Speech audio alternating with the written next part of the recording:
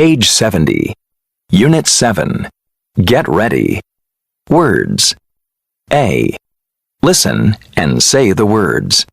Then read and listen to the sentences. Race, drift, glide, wade, paddle, dive, splash, propel, float, sprint, jog, plod. 1. He raced to school because he was late. 2. The clouds drift slowly across the sky. 3. The fish glides smoothly through the water. 4. The boy waded into the shallow water in the lake. 5. She paddled her rowboat down the river.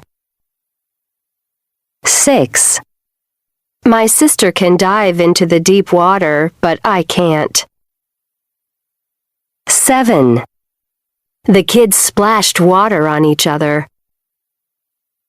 8. The whale uses its tail to propel itself through the water. 9. He floated on his back in the pool. 10. She sprinted to the finish line to win the race. 11. For exercise, Jen jogs every morning in the park. 12. The old horse plodded slowly down the road. Page 72. Read. Magdi and the Dolphin. Magdi looked out of the window and saw clear blue skies. "Yes," he shouted. "It's a beautiful day. I can go fishing. Hi, Dad. Bye, Dad. It's a beautiful day. See you later," shouted Magdi. He was so excited that he was speaking very, very fast. He sprinted out of the house with his fishing rod. "What did he say?" asked his sister, as she plodded slowly towards the window to look out at him. "He said that it was a beautiful day for fishing," chuckled Magdi's dad with a big smile on his face. "He's always happy when he goes fishing." Magdi raced to the beach and untied his little red fishing boat. "Maybe today I'll catch a fish for dinner," he thought. He waded out into the warm blue water, pushing the boat until it floated. Then he jumped into it and paddled towards some rocks. Magdi looked over the side of the boat and saw a lionfish. He knew that lionfish were very dangerous. They could sting you.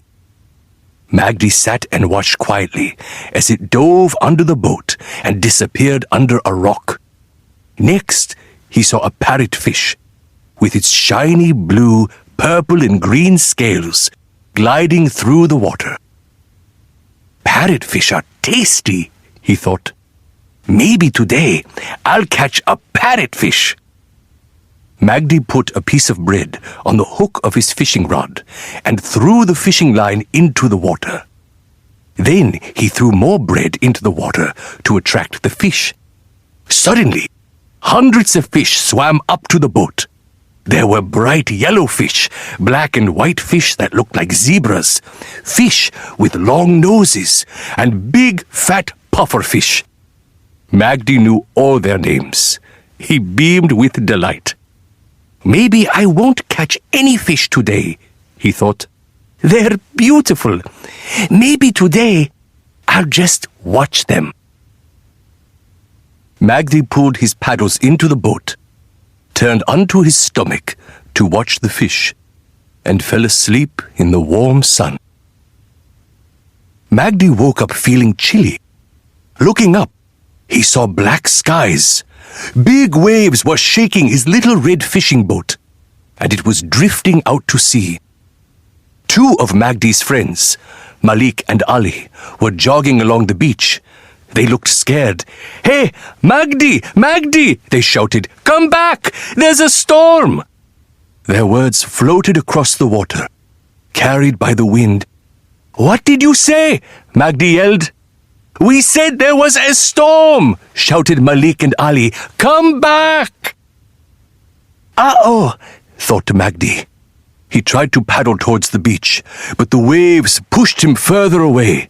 A huge wave crashed onto his boat, throwing him into the water. "Oh no! Help! Help!" Magdi cried. But just at that moment, he felt something under the water. A very big something. Then, to his surprise, he was moving through the waves at high speed, heading straight for the beach. He looked down and saw a beautiful, grinning face. It was a dolphin.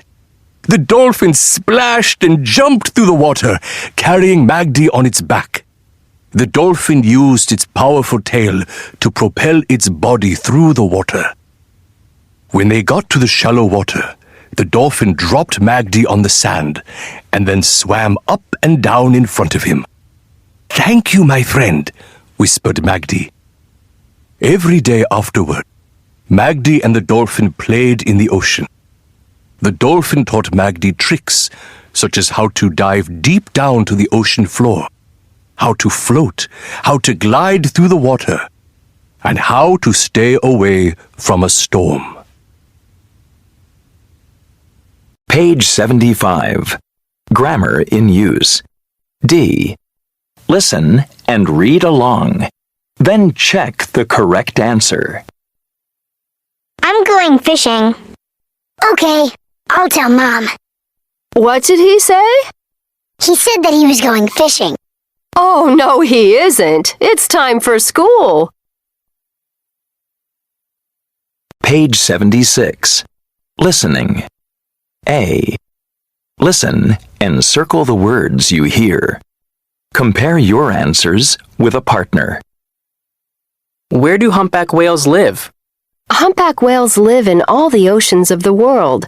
They communicate with each other over very long distances. To do this, they sing a song. Scientists discovered the song of the whale about 50 years ago. How long is each song? Each song usually continues for between 8 and 15 minutes. Do all whales sing the same song? Think about the countries that are in and near the North Pacific Ocean. There are whales in Japan, whales in Mexico, whales in Hawaii, and whales in the Philippines.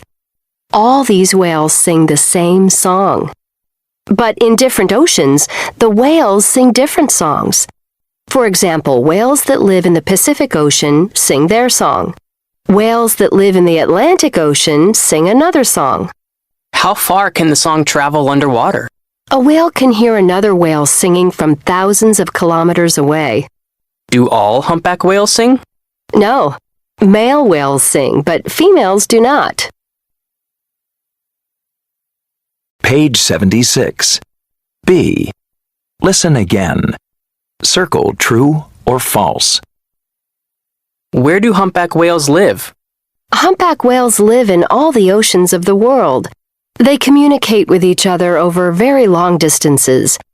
To do this, they sing a song. Scientists discovered the song of the whale about 50 years ago. How long is each song? Each song usually continues for between 8 and 15 minutes. Do all whales sing the same song? Think about the countries that are in and near the North Pacific Ocean. There are whales in Japan, whales in Mexico, whales in Hawaii, and whales in the Philippines. All these whales sing the same song. But in different oceans, the whales sing different songs. For example, whales that live in the Pacific Ocean sing their song. Whales that live in the Atlantic Ocean sing another song. How far can the song travel underwater? A whale can hear another whale singing from thousands of kilometers away. Do all humpback whales sing? No, male whales sing, but females do not. Page 76. Speaking. C. Learn. Asking for clarification. When you're listening and speaking, you can ask someone to explain things. Use questions such as, "What do you mean? Can you explain that? What happened? And how did that happen?" to ask for more information. When I was 5, I fell out of a tree. How did that happen? I was climbing the tree with my brother. Suddenly, a branch broke. When I was younger, I was afraid of the water. What do you mean? I didn't know how to swim then. Now I swim all the time. Page 77. Word study. D. Listen and say these words. Underline the silent GH sounds. 1. Cough. 2. Tough. 3. Though. 4. Through. 5. Fought. 6. Rough. 7. Enough. 8. High. Page 78. Unit 8. Get ready. Words.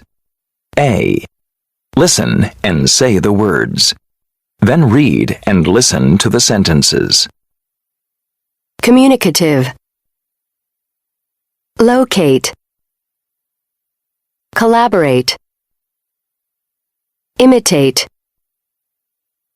Behave. Indicate. Attract. Threaten. Defend. Approach. Express. Produce. 1. Dolphins are communicative animals. They use sounds and movement. 2. Whales locate each other by singing songs. 3. I collaborate with my classmates on projects. 4. Parrots often imitate human words. 5. We're always very good. We behave well in class. 6.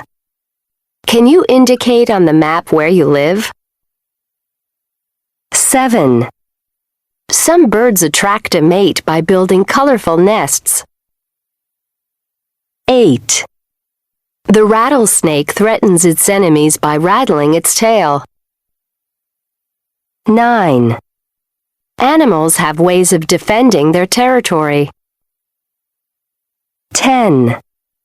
The lion approaches its prey silently. 11. People express themselves with their hands when they talk. 12. The sound a tiger produces is a growl. Page 80. Read. Chatterboxes. Communication between animals of the same species. Defending territory and attracting a mate. Many animals are communicative. Hippos, for example, communicate underwater and on land. But mostly they communicate underwater by making noises called grunts and bellows. On land, the volume of their bellows can reach 115 decibels. That's as loud as thunder or a jet plane. They communicate with each other to defend their territory, which is their own space. Hippos bellow when they fight other hippos and when they want to attract a mate. Food. Honeybees do a special kind of dance called the waggle dance when they find nectar, water, or pollen. The dance is like a map of their journey. The dance helps other bees locate the nectar, water, or pollen. Danger. Most animals have predators that want to kill and eat them. Lions, cheetahs, and eagles prey on vervet monkeys, so the monkeys have alarm signals for each predator. Rabbits thump their powerful back paws on the ground to warn other rabbits of danger. Beavers slap their tails hard against the water to scare away any foxes and alligators that approach. Communication between animals of different species. Warning. Predators threaten their prey, so what animals need is a warning sign. Rattlesnakes have a rattle on the end of their bodies that they shake when they feel threatened. The loud noise scares away predators. Similarly, wolves growl and show their teeth to warn enemies that they will fight. Food. A type of lizard called a gecko and an insect called a tree hopper cooperate with each other. They both eat honeydew, a sweet, sticky liquid that trees produce.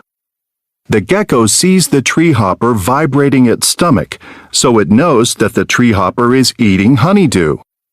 The gecko shakes its head to indicate to the tree hopper that it wants honeydew.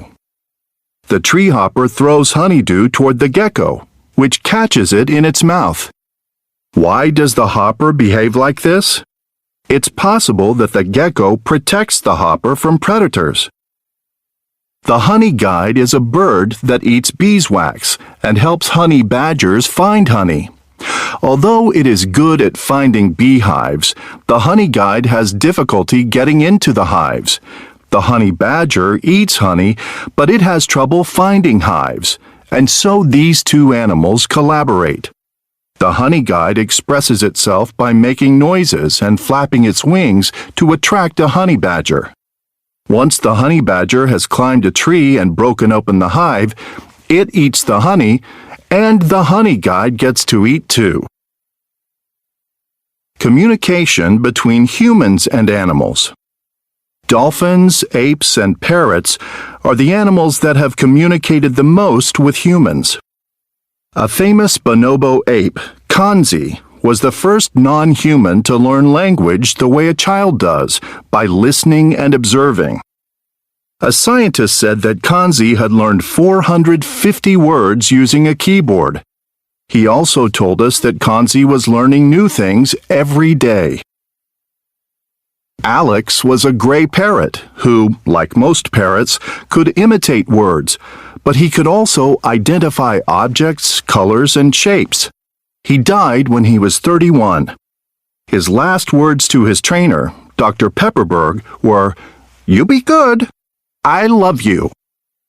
Dr. Pepperberg said Alex had started to learn the alphabet. Every time Alex got a letter right, he told Dr. Pepperberg that he wanted a nut. Page 83. Grammar in use. D. Listen and read along. Then write the letter of the correct answer. My teacher told me that Kanzi was learning 450 words. Wow, that's a lot. How many words do you know? I don't know. Let's find out. Only 4 more than Kanzi. Page 84. Listening. A. Listen. What animal do you think makes this sound?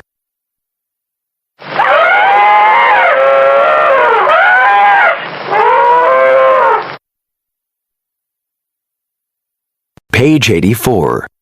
B. Listen again and circle the correct answers. There is more than one correct answer for each question.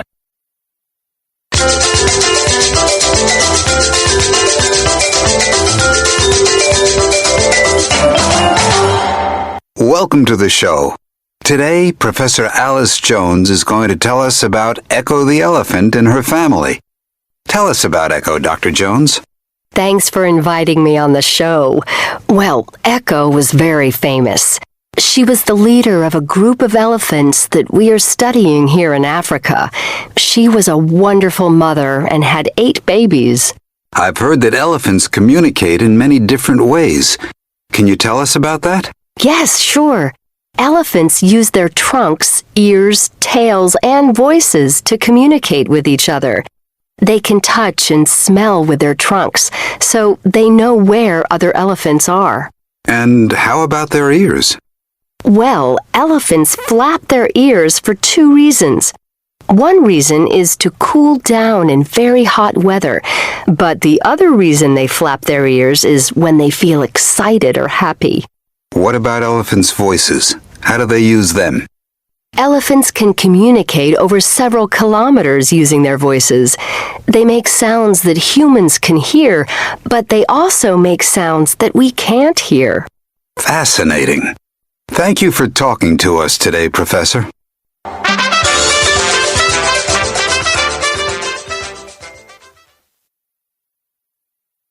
Page 84. Speaking. C. Summarize what you've learned. What did you learn about bees? I learned that honeybees communicate by dancing. I learned that apes can learn some words like humans do. What else did you learn? I learned about elephants. They flap their ears to show that they are happy. I learned that elephants use their trunks and tails to communicate too. Page 85. Word study. D. Listen and say the words. Write the words by adding un. If a verb ends in an E, cross out the last letter. 1. Connection. 2. Location. 3. Prevention. 4. Education. 5. Decoration. 6. Collaboration. 7. Migration. 8. Protection. Page 90. Unit 9. Get ready. Words. A. Listen and say the words. Then read and listen to the sentences. Culture. Civilization. Contribution. Development. Achievement. Device. Process. Tradition. Custom. Benefit. Ceremony. Product. 1. Art and music are important parts of a country's culture. 2. Cairo was at the center of one of the world's oldest civilizations. 3. One of China's contributions to the world was the compass. 4. The use of papyrus led to the development of paper. 5. Good job! Passing the exam is a great achievement. 6. My grandfather has a device that monitors his heart rate. 7. Growing trees is a slow process. 8. A yearly New Year celebration is a tradition. 9. Taking your shoes off before entering a house is a Japanese custom. 10. We benefit from inventions because they make our lives easier. 11. The couple said vows during their wedding ceremony. 12. A product is anything that you can sell. Page 92. Read. Journey back in time. Imagine traveling back in time. Who do you see? Who sees you? Where would you go? What amazing things might you discover there? Many countries have made contributions to our modern life. Some have invented things. Others have given us art, music, and stories. Mesopotamia. You start your journey in ancient Mesopotamia. That's a place we now call Iraq. Mesopotamia was between two huge rivers, the Euphrates and the Tigris.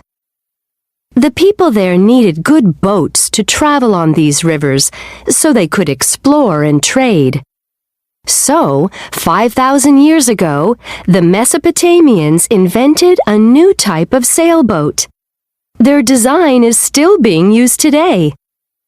One of these sailboats can take you to many different places along the route of your journey. Before you leave Mesopotamia, be sure to visit a city called Sumer. Many things were invented there. What Sumerian invention can you take on your journey? Their most important invention was something you can take with you anywhere: writing.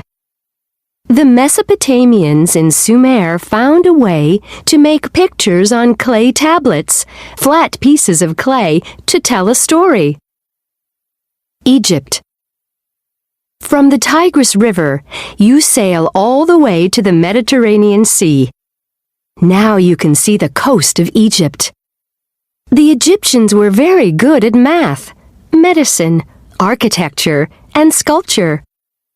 They had a rich culture of art, music, and a form of writing called hieroglyphics. They learned to make paper from a plant called papyrus. This development means that today we benefit from the invention of paper in books, magazines, and newspapers. China. The next country you visit cannot be reached by sailboat. China is over 5,000 miles away from Egypt. You will be tired when you reach China, but your trip is not finished. You have one more long voyage to make across the Pacific Ocean. Luckily, the Chinese have invented a device called a compass. This is a very important invention.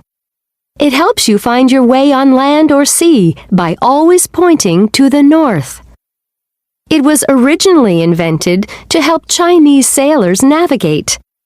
Now we have compasses in many products we use, like our cell phones and in our cars, so no one needs to get lost. Mexico. Using your compass, you can sail all the way across the Pacific Ocean to Mexico. Take a look at a map. That's quite an achievement. There, you will explore another ancient civilization, the Maya. This was a very advanced civilization with many interesting customs and traditions. The Maya created and discovered many important things using only very simple tools. They were excellent astronomers and mathematicians. They developed a written language using hieroglyphs, and they built huge pyramids and sculptures. The Maya produced many different goods, including tools, jewelry, and cloth. They also made a new kind of drink by mixing cocoa beans with spices, water, and chilies. They used the drink in special ceremonies and to make people healthy. Though the special Mayan drink tasted bitter, what they made using this process was actually a kind of chocolate. Until the Maya made this contribution, no one had ever tasted chocolate before. You have sailed on a Sumerian boat, found your way with a Chinese compass, and you can write all about your journey on some Egyptian papyrus. Page 95. Grammar in use. D. Listen and read along. Then circle the correct answer. I hope Mom likes the chocolates. Me too. Where's the wrapping paper? It's in the other room. Be careful. Who saw you? Who did you see? Nobody. Page 96. Listening. A. Listen. What country does the girl come from? Where are you from, Agapi? I'm from Greece. I live in Athens. I know about Greece. That's where the Olympic Games started. Yes, it is. The Games started over 2,700 years ago in a place called Olympia. Wow, that's a long time ago. So they're the Olympic Games because they started in Olympia? Yes, the Games were very different from today's Olympic Games, though. At first, there was only one game. It was a race, and it was 170 meters long. The person who got to the finish line first was the winner. Did the runners wear sneakers? No, they didn't. They ran in their bare feet. But now there are many sports in the Olympic Games. Yes, there are. The ancient Greeks added other sports, like jumping, but now there are more than 20 sports. So the Greeks really invented the Olympics? Yes, they did. It was a good contribution, wasn't it? Yes, it's cool. I love watching sports. Page 96. B. Listen again. Circle yes or no. Where are you from, Agapi? I'm from Greece. I live in Athens. I know about Greece. That's where the Olympic Games started. Yes, it is. The Games started over 2,700 years ago in a place called Olympia. Wow, that's a long time ago. So they're the Olympic Games because they started in Olympia? Yes, the Games were very different from today's Olympic Games, though. At first, there was only one game. It was a race, and it was 170 meters long. The person who got to the finish line first was the winner. Did the runners wear sneakers? No, they didn't. They ran in their bare feet. But now there are many sports in the Olympic Games. Yes, there are. The ancient Greeks added other sports, like jumping, but now there are more than 20 sports. So the Greeks really invented the Olympics? Yes, they did. It was a good contribution, wasn't it? Yes, it's cool. I love watching sports. Page 96. Speaking. C. Take turns asking and telling about an invention you think is important. Remember to ask using all of the question words. What invention do you think is important? I think the compass is a very important invention. Who invented it? It was invented by the Chinese. Why did they invent it? I think it might be because they wanted to know what direction they were traveling in. Page 97. Word study. D. Listen and say the words. Circle the word roots. Then, work with a partner to use each word in a sentence. 1. Centipede. 2. Centigrade. 3. Antibiotic. 4. Telecommunication. 5. Centimeter. 6. Biologist. 7. Circumstance. 8. Telephone. Page 98. Unit 10. Get ready. Words. A. Listen and say the words. Then read and listen to the sentences. Delicious. Creamy. Spicy. Nutty. Ladle. Sticky. Crunchy. Runny. Smooth. Whirring. Booming. Spot. 1. Bananas are delicious. I could eat them every day. 2. This ice cream is very creamy. 3. Chilies and peppers are spicy. They make food taste hot.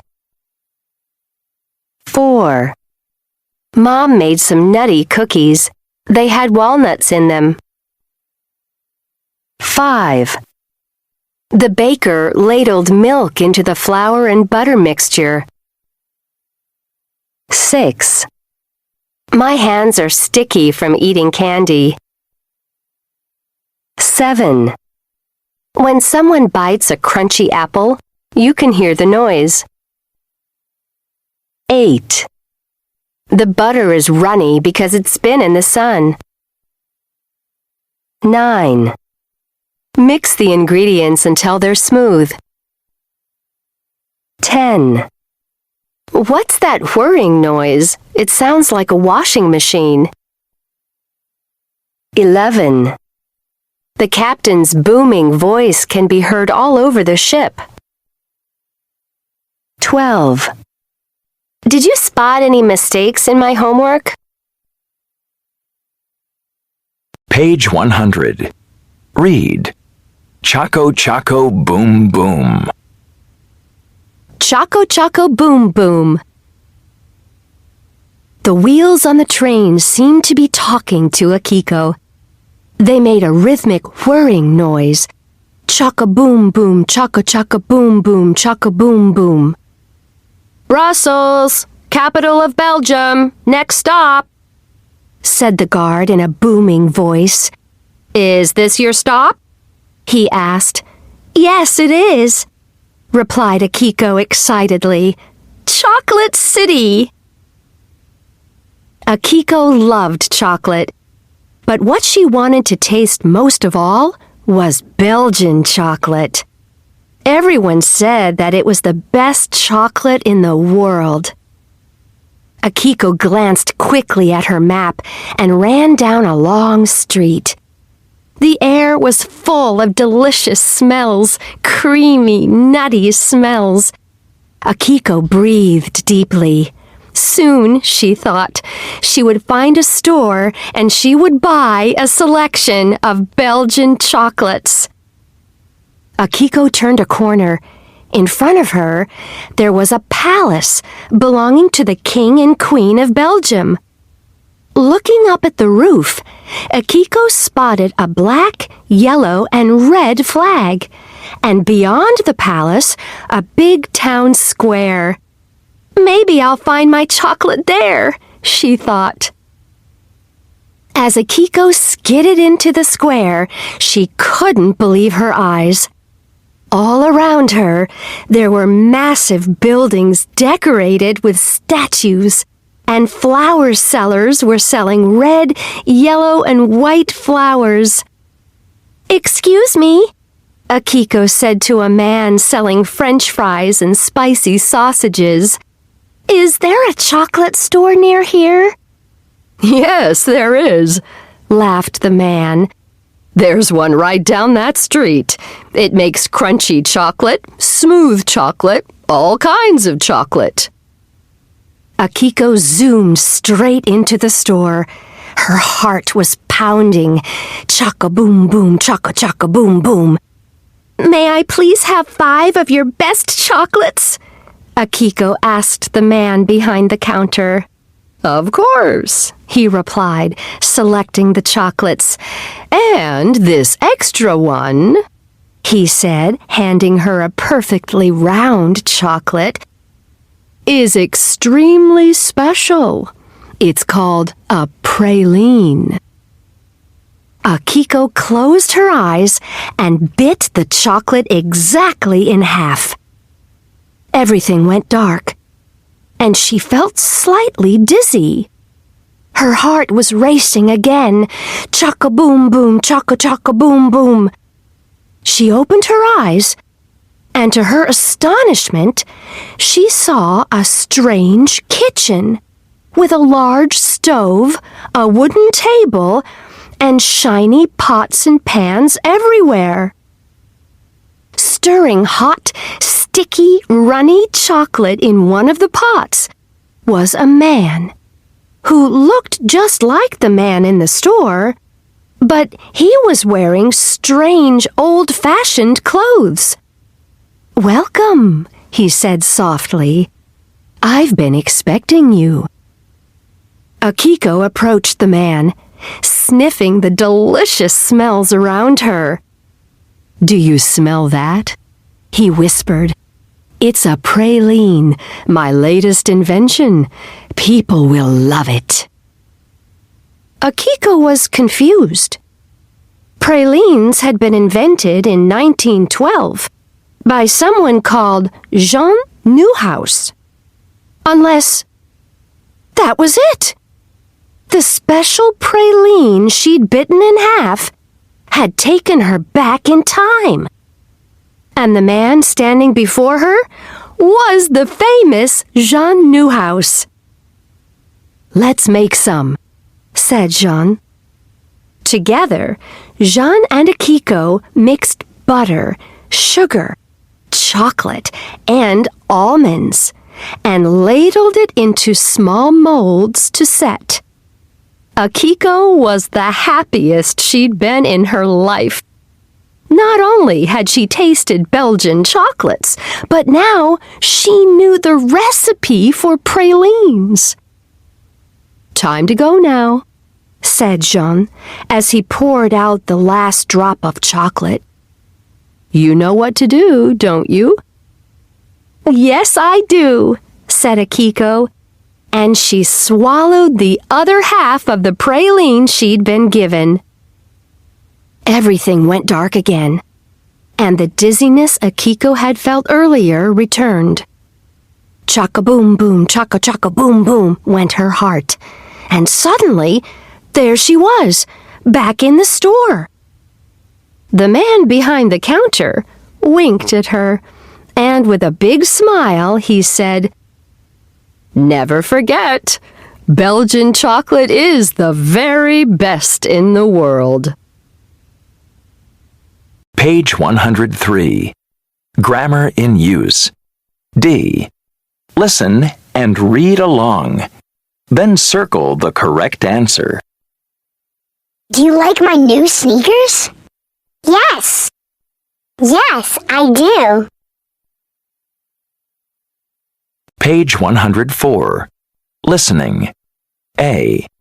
Listen to the conversation. Circle the correct answers. Hey, look at this book. It says that umbrellas were invented in ancient China, around 1,700 years ago. Did you know that? No, I didn't.